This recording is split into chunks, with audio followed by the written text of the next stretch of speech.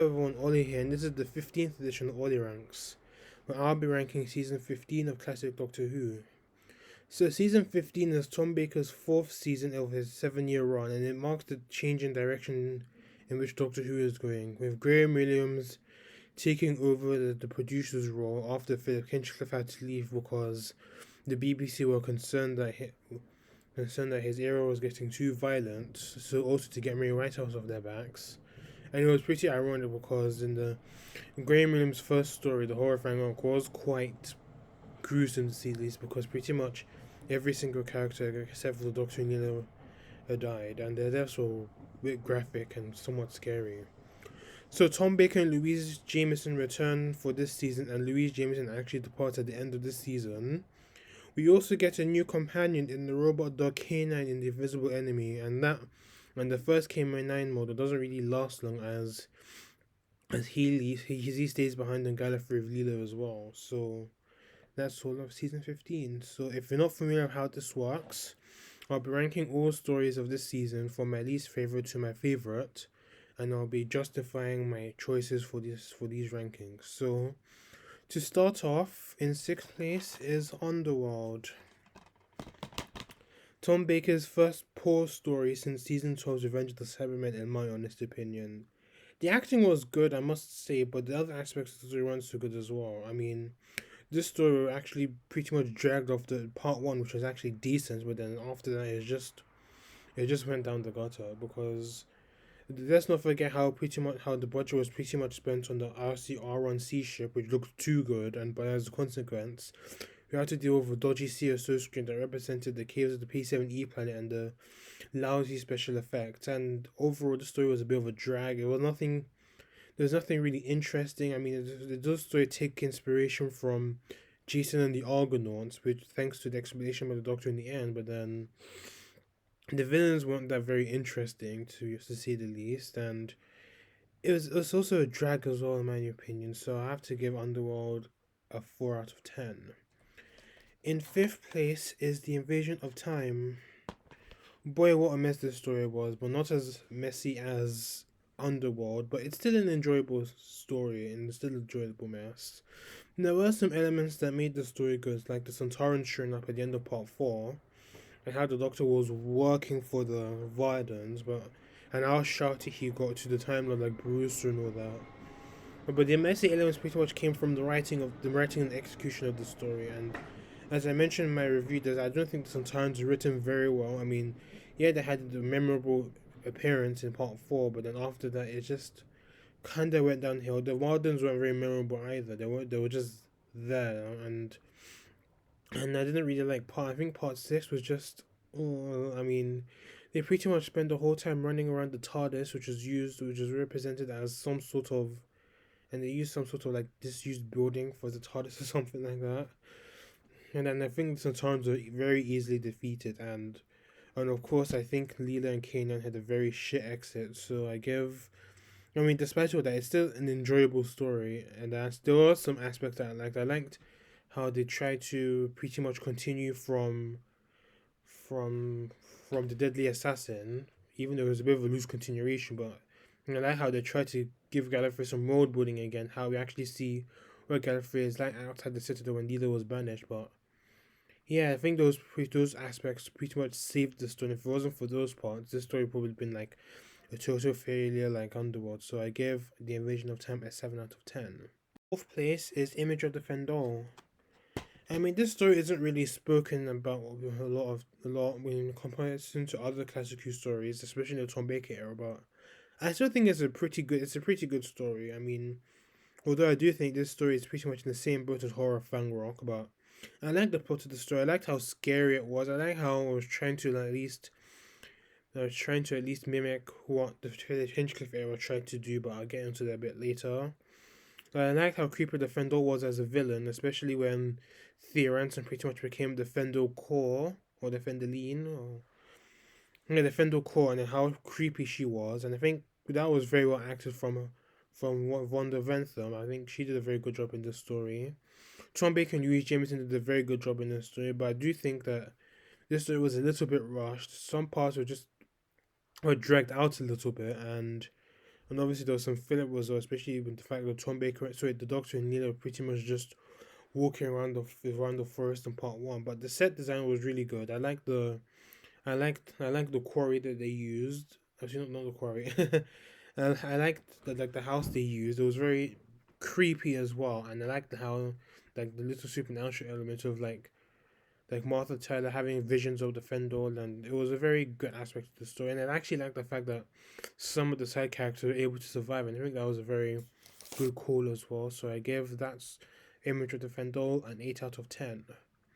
In third place is Horror of Fang Rock, the first story of Graham Williams' tenure as producer, and I think it's a very scary story that does this very scary story of with a very tense atmosphere, and that was done very well. And I liked how creepy and mysterious it was, and I liked how the Rutan was pretty much used as an unseen assailant for the first three parts, and in the last part we see the Rutan's true form. We discover the Rutan's motive, and we pretty much see the Doctor, Leela, and one of the other side characters try and defeat the Rutans. And I like the Doctor Leela's partnership in this story, and it really helps the story a lot, especially in the end when Leela thought she was blind and the Doctor was just laughing it off, and that's how Leela's eyes pretty much changed color. It was a nice fact that they were pretty much. I must say Tom Baker and Louise Jameson are very good actors, considering the fact that the two didn't really get along, and despite that, they still had a good relation. They still showed how strong the Doctor and Leela's partnership was.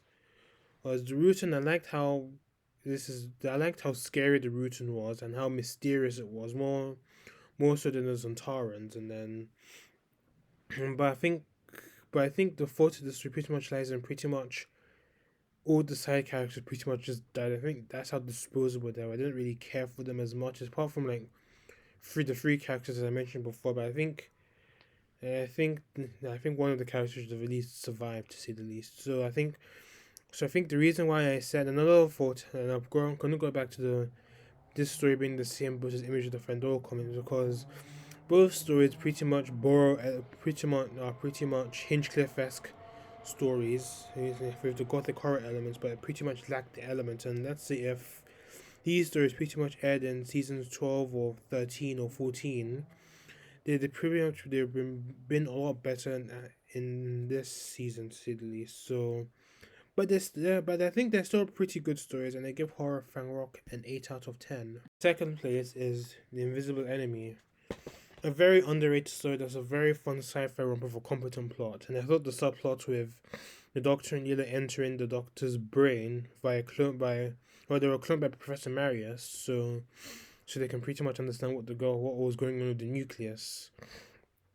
And I think the nucleus was a very good villain as well, because how dangerous they were, because not only were they able to infect humans, they actually infected machines like K9, and even though that was only temporary, but it still shows how threatening they were. And I liked how the plot came back, how Leela pretty much gave the Doctor some antibodies, and that was used to cure the nucleus. And that was a very good plot to the story. And I liked how Leela was utilized in this story when she was alone, and the pairing of her and K9 was very good as well, and it definitely showed us the side of Leela which we see for the rest of the season. K9 makes his first appearance, and he was written well. I like some of the side casts. Professor Marius was a very good character. The villains were alright. The set designs were phenomenal, and I think I was really impressed with the model work of this story. I probably say that this is probably some of the best model work we've seen in the classic Who story. Definitely one of the best. So I give The Invisible Enemy a 9 out of 10. And in first place is The Sunmakers, another underrated story that's a fun sci-fi romp, and it has the political real-life elements that made this story stand out in my opinion. And The Sunmakers is also my favorite Tom Baker story.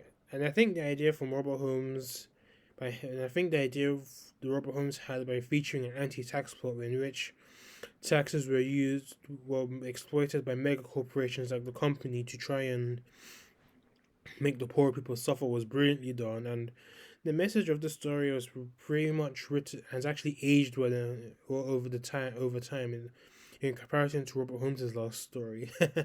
And I actually find that ironic because Robert Holmes actually was inspired to write the story because he hated doing his taxes.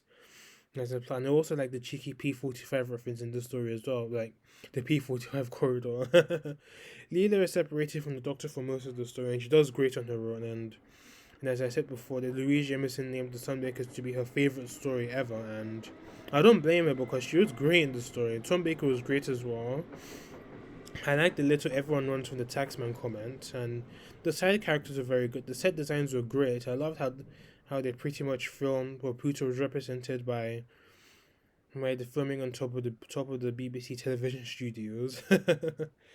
Doing the Collector was a very good off villain. I think he's probably one of the best memorable villains one-off villains in Doctor Who, and Haid was good as well. Was a good side villain as well, ass kissing aside, and I really adore the Sunmakers, and I think it deserves a perfect 10 out of 10. So to conclude, I think season 15 is a good season, but not as good as memorable or impactful as the last 3 seasons. And I do feel that season 15 was an uneven mix of Doctor Who eras past, like with Hinchcliffe era-esque stories like Horror Fang Rocket Major Defender, sci-fi space stories like Underworld and The Invisible Enemy, and political real world issues inspired stories that had that Barry Letts era pretty much had, like in the Sunmakers. But with that being said, I think Graham Williams' first season as producer was somewhat of a success, even this was pretty much the first nail in the coffin for the end of Classic Who. So I gave season 15 the grade B minus. So my next set of reviews will be season 16, Tom Baker's 5th season. This contains the Key to Time storyline, which pretty much runs through the entire season from start to finish, starting off with the Rebus operation, but I'll plan on doing that a little bit later on. But I do, because I want to try and do some side videos on the side as well. I'm planning on doing another series as well. I try and get some other guests to come on this channel and we'll pretty much have a talk. So thanks for watching this ranking video. Please let me know what you thought of this review on season 15 as a whole. Please subscribe to this channel if you haven't done so already, and feel free to join my Discord server in the description below. Until then, see you later.